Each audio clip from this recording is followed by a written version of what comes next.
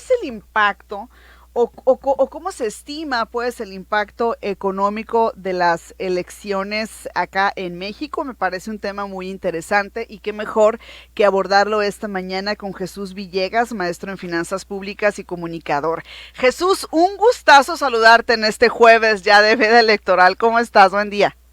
Muy buenos días, Miriam, gusto saludarte, como siempre acompañarte en tu espacio. Y sí, pues bueno, pero prácticamente ya en el proceso de veda electoral, de reflexión, ¿no? Introspectiva para aquellos que vayan a votar el domingo, que esperemos sean muchos y que Sonora pues avance en lo que sería la participación precisamente electoral, después de que ha estado cayendo desafortunadamente la participación electoral de la ciudadanía sonorense, ¿no? Sí, no votamos. Sonora siempre está en los últimos lugares de los estados que menos sale a votar. Entonces ahí el rival a vencer es el abstencionismo. Pero sin duda alguna las elecciones pues mueven la economía de México. A ver, compártenos los datos, por favor. Sí, por supuesto, estamos hablando ahí de que si bien no hay una cuantificación exacta, así como se tiene, como hemos platicado anteriormente, sobre, por ejemplo, el impacto de algunas de las festividades más importantes que tenemos en México, no hay un caso específico en el caso de elecciones. ¿Por qué? Por varias razones. Número uno, porque estamos hablando de que son procesos que obviamente se viven periódicamente, no es algo que se dé de manera anual. Segundo, porque también tiene que ver con el tema de la confluencia de diferentes procesos electorales. No es lo mismo lo que sería el impacto, por ejemplo, de estados donde solamente habrá la elección de presidente de la República y diputaciones federales y locales y municipios, sino también en el caso de aquellas que tienen todavía una derrama mayor, aquellos que tienen en este caso, por ejemplo, elecciones estatales, como el caso, en este caso, 9 entidades para este proceso electoral 2024. Sin embargo, estamos hablando de que partiendo tenemos que hacer el análisis de lo que es el costo, en este caso, del tema del voto electoral, el costo de la democracia. Hay diferentes mediciones de cuánto podría representar el costo del voto en México, y en muchas de ellas el costo de lo que sería el voto de México, de los mexicanos que acuden a votar, o de incluso de lo que estarían preparándose los institutos electorales para estar listos en caso de que acudieran a votar. Estamos hablando de casi 99 millones de en este caso de personas que teóricamente pudieran ir a votar. En ese sentido, ¿cuál es el costo del voto? Y en este caso México sería uno de los países con uno de los costos más caros por voto.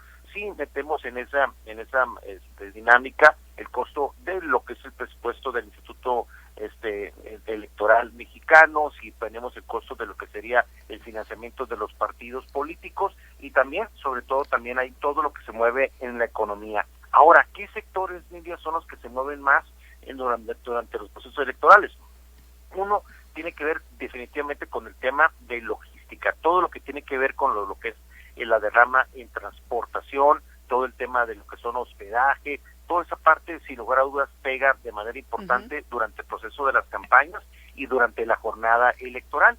También otro que tiene un impacto importante son sectores como, por ejemplo, en este caso, alimentos y bebidas, que tienen obviamente un impacto también importante. Otro tiene que ver también, en este caso, con el sector gráfico. El sector gráfico, por ejemplo, tiene estadísticas muy interesantes. Se habla de que, por ejemplo, las principales capitales de nuestro país podrían tener derrama, en este caso económica, de entre 150 a 250 millones de pesos en cada uno de las capitales de nuestro país, solamente por el tema de lo que serían lo invertido en temas gráficos. Estamos hablando todavía de lonas, estamos hablando de todo lo que son volantes y folletos, y eso nos habla del impacto que tiene en sectores muy específicos de nuestra economía. También, obviamente, tiene que ver también muchas veces con el tema también de lo que son apoyos directos también para la jornada electoral. Se mueve mucho efectivo también durante la jornada electoral. En este caso es difícil medirlo en los diferentes lugares donde se dan los operativos electorales, pero sin lugar a dudas el tema de lo que sería el efectivo en los operativos electorales es sumamente importante. También lo que son el tema de tarjetas prepago, que es algo que también es una inversión fuerte que también se da durante estos días. No es algo que se dé específicamente durante un día la compra de las mismas, por eso es difícil medirlo, pero que sí es algo que se va dando durante los días previos a la jornada electoral, y que durante la jornada electoral también se ve siempre acrecentado. Son parte de los sectores que la economía se ven de una u otra manera impactados, y que al final estamos hablando de que sí se mueve la economía en relación al proceso electoral, no solamente en la jornada electoral,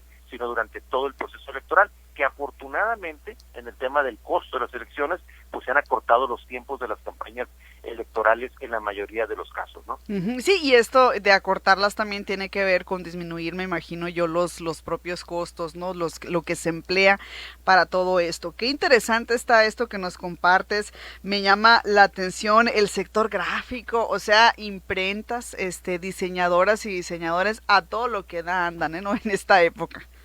Sí, por ejemplo, Sí, poniendo otro dato, por ejemplo, en perspectiva, por ejemplo, lo que es ahí la Canaco, por ejemplo, la Ciudad de México, sí. calcula, por ejemplo, que festividades, que en este caso, como por ejemplo el Día de las Madres, como hemos platicado anteriormente, que se llega a un gasto de más de 4.500 millones de pesos, por ejemplo, solamente para el Día de las Madres. Pero se habla de que procesos electorales como por ejemplo, en la Ciudad de México, en el que confluye la jefatura de gobierno, que confluyen otros elementos ahí importantes en la elección, ahí de acuerdo a datos ahí, proyecciones de algunos de los propios partidos políticos, estamos hablando que la derrama podría ser cercana a los 1.000 millones de pesos solamente en la Ciudad de México, en lo que sería la inversión entre los diferentes partidos políticos y parte del impacto de la derrama económica. Entonces ahí nos habla del impacto tan grande que tiene el proceso electoral y pues todo lo que se mueve con economía. Y ya hablando de ciclo económico y de economía nacional, por supuesto que siempre después de un proceso electoral hay perspectivas económicas importantes en función del partido que gane la elección, principalmente la elección presidencial, y en función de eso también hay reacciones de la economía, hay reacciones a veces en el tipo de cambio. En ese sentido, afortunadamente para este proceso electoral, independientemente de que resulte ganador, se avisora un manejo económico o manejo de los principales indicadores económicos mucho más tranquilo y no tan importante respecto a elecciones anteriores. Incluso también, por ejemplo, lo que es ya los propios Estados Unidos, acaba hace un par de días hablar uno de los voceros del presidente Biden, en el que hablaba de que independientemente, de acuerdo a sus proyecciones, de quién sea el ganador del proceso electoral, se vislumbran pocos cambios en lo que serían ahí el impacto de los principales indicadores económicos para los días posteriores a la elección, ¿no? Mencionabas también que hay mucho flujo de efectivo en las campañas, el día, sobre todo también el día de la jornada. Sería como que imposible hacer un cálculo de todo eso que se mueve de esa manera, Jesús, y para qué se usa principalmente este efectivo.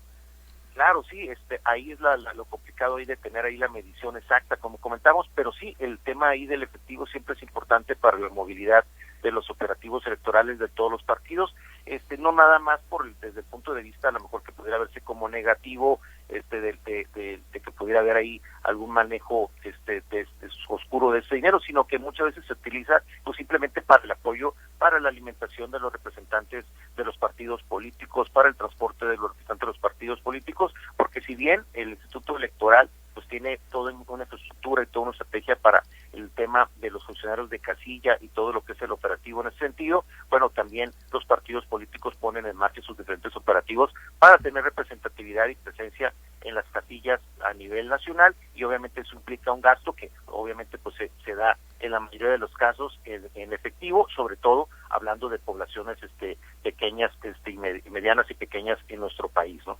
Hay cálculos, porque al principio lo decías, de lo que implica pues el costo del voto en México por persona. No sé si hay por ahí algún cálculo de más o menos cuánto Sí, estamos andaría. hablando de que, por ejemplo, solamente basándonos en lo que es presupuesto del INE y todo lo operativo, estamos hablando de 225 pesos, por ejemplo, por voto, por ejemplo, por poner un dato, que obviamente que ese si lo ponemos y lo escalamos, lo hacemos un comparativo, pues sí habla que es un costo bastante alto del tema del voto a nivel nacional, y lo más lamentable es de que es un costo que se da para los potenciales votantes. Entonces es un gasto que se hace independientemente de si la gente va o no va a votar, que eso es algo lamentable, de que el Instituto Electoral pues prácticamente tenga todo listo para poder recibir a todas las personas con posibilidad de votar, y que desafortunadamente estamos hablando que los niveles de participación son de alrededor del 40%, lo cual es obviamente muy bajo, y pues estamos hablando de que se desperdicia aparentemente mucho dinero. Ahora, ya desde el punto de vista ya de análisis político, bueno, pues como muchos podrían hacer el análisis, bueno, sale sale mucho más caro no tener obviamente pues un procesos democráticos como los que afortunadamente tenemos en nuestro país, en los que se puede ejercer el voto, en los que se puede tener esa posibilidad, y que a diferencia de otros lugares donde no se tenga esa certeza. Ahora, ¿por qué el costo tan alto del voto en México? Pues principalmente por el tema de la desconfianza. El tema de la desconfianza es un tema que ya se ha venido de alguna otra forma analizando durante los últimos años, y que sí estamos, yo creo que ante un punto de inflexión importante en este proceso electoral de cara a los futuros, en el sentido de cómo poderle hacer para que el costo de las elecciones y el costo de cada voto sea más barato, ¿no? Y en función de eso, pues al avanzar en cosas que no se han hecho en México, como el tema del voto electrónico, por ejemplo, ¿no? Que estamos ahí todavía en pañales respecto a muchos otros países, incluso algunos países en desarrollo como México, y creo que por ahí debe haber ahí un análisis importante de cómo poder abaratar el voto en función de promover iniciativas como el voto electrónico, que sigue siendo algo que prácticamente tiene muy poco impulso, ¿no? Es algo que se tiene que explorar sin duda alguna, ¿no? Y hacia allá Sí, seguramente claro. van los esfuerzos en materia electoral. Por lo pronto, pues te agradecemos, Jesús, por esta intervención. Te enviamos un saludo muy afectuoso y como siempre, pues estamos en contacto, si te parece. Igualmente un saludo afectuoso para ti, Nidia, y para Sí, todo tu auditorio, y ¿cómo? pendiente de... ¿Perdón? Sí, claro. ¿Cómo te seguimos en redes sociales? Claro que sí, muchas gracias. Como Jesús Villegas G, ahí estamos en Twitter también, Corte y Caja MX también, ahí para poder tener ahí información sobre temas relacionados con lo que hemos comentado. Y como siempre, pues un gusto acompañarte, Miriam, y pues pendiente de la cobertura ahí electoral y que tendrás tú, Radio Sonora, ahí pendientes de todos los detalles ahí de la jornada en Sonora. Muy bien, pues muchísimas gracias, Jesús. Un abrazo.